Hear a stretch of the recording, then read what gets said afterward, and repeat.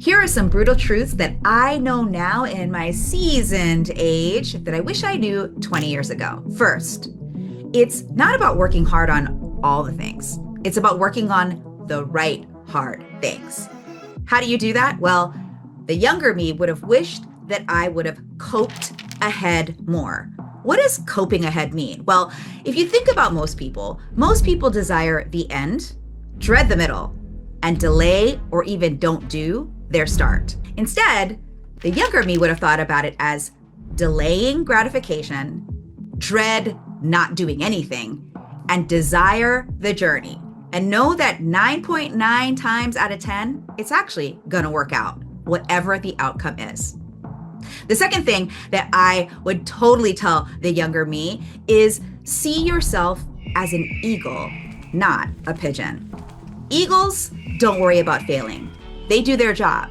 They look at the world from the top. They view the landscape and they fly over and understand that their destination is on its way. Most people operate like pigeons. One of my favorite eagles that I use as a quote in the Now Me is from Damon John, the billion-dollar investor on Shark Tank, who says, "I don't fail, I get data." Eagles get data and they keep it moving. The other thing that I would have said to the 20-year-old ago me is that I would have really trusted that my values are my true North Star compass for making big decisions.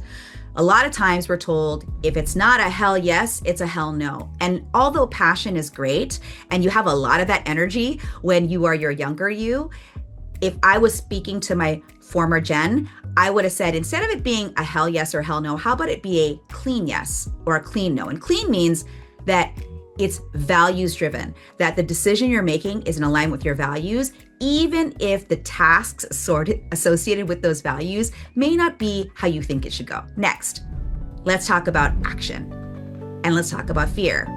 The younger me was scared to do everything. In fact, the current me is still scared to do a lot of things. But the truth is that action doesn't get rid of fear completely. What it actually does is it cultivates courage to move forward through the fear.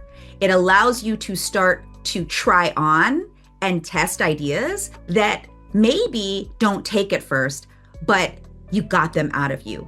And it's the getting that out of you that actually changes your brain chemistry, your heart chemistry, and your gut chemistry so that they come into alignment and start making those clean decisions that I talked about earlier.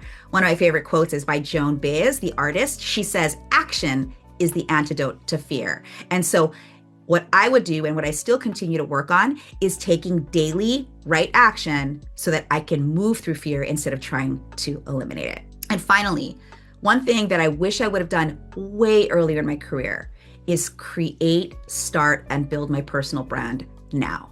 Personal brand and strategy is everything. A lot of people talk about tactics. And in my seasoned age now, I can tell you that tactics don't mean ish without strategy and its connection to your vision.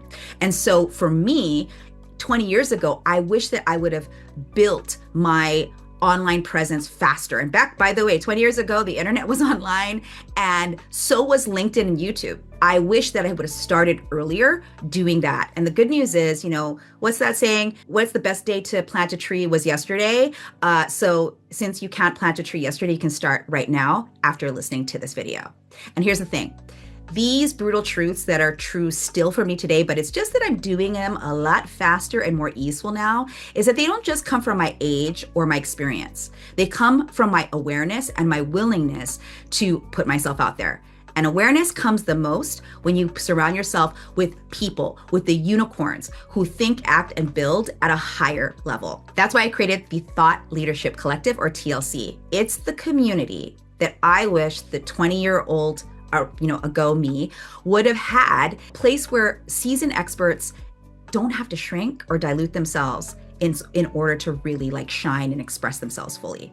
Inside TLC, we remind each other of our brilliance while pushing our brands, our businesses, and leadership to their next evolution without apology. So if you want to be in the room for our next call, subscribe to our Brandcast newsletter to be notified of our next open house. The link is in the description below.